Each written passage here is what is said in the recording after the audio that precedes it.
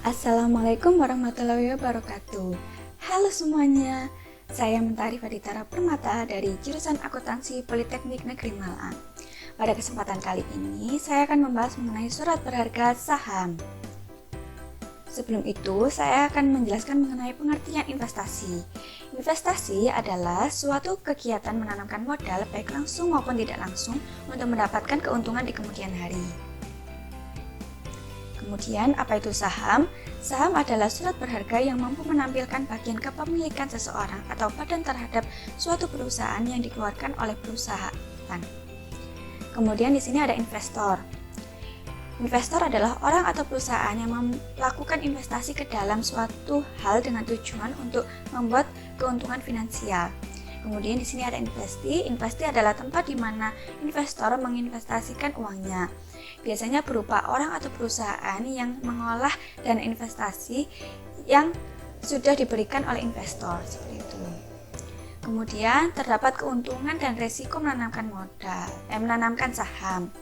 Keuntungannya yang pertama di sini adalah mendapatkan dividen, yaitu pembagian keuntungan yang diberikan perusahaan kepada investor yang diperoleh dari keuntungan perusahaan. Kemudian yang kedua ada capital gain, yaitu terbentuk karena adanya aktivitas perdagangan saham di pasar sekunder yang merupakan selisih antara harga beli dengan harga jual. Contohnya seperti A membeli saham di sebuah perusahaan dengan modal Rp3.000 per saham dan ia menjualnya sebesar Rp3.500 per saham. Maka keuntungannya adalah Rp500. Nah, Rp500 ini disebut dengan capital gain. Kemudian selain ada keuntungan, maka juga akan terdapat resiko. Resiko yang pertama adalah capital loss, yaitu kebalikan dari capital gain, di mana kerugian dari harga jual dengan harga beli saham. Dalam posisi ini, investor menjual sahamnya lebih murah dibandingkan dengan harga saat membelinya. Kemudian risiko yang kedua yaitu risiko likuidasi, yaitu kondisi di mana perusahaan dinyatakan bangkrut oleh pengadilan atau perusahaan dinyatakan bubar. Kemudian ada metode pencatatan. Di sini ada dua. Yang pertama yaitu metode laba bersih. Jika sebuah perusahaan membeli kurang dari 20% dari saham perusahaan yang lagi beredar, maka menggunakan nilai wajar melalui metode laba bersih yang digunakan. Investor yang memiliki kurang dari 20% saham yang sedang beredar tidak memiliki pengaruh signifikan atas perusahaan tempat mereka berinvestasi. Kemudian metode yang kedua yaitu metode ekuitas. Jika perusahaan membeli antara 20% hingga 50% dari saham perusahaan yang sedang beredar, maka menggunakan metode ekuitas, di mana investor yang memiliki antara 20% hingga 50% saham yang sedang beredar memiliki pengaruh signifikan terhadap perusahaan tempat mereka melakukan investasi. Di sini kemudian terdapat tabel-tabel akun. Kemudian ada 5 entry jurnal. Yang pertama yaitu membeli investasi saham. Di sini tidak ada perbedaan laba bersih dengan ekuitas saat kita membeli stok.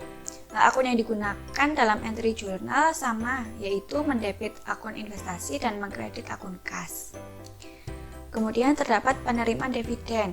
Perbedaannya di sini untuk metode laba bersih yaitu investor hanya melaporkan penerimaan dividen sebagai pendapatan sehingga pendapatan dividen dikredit. Sedangkan untuk metode ekuitas, penerimaan dividen dilaporkan sebagai pengurangan akun investasi.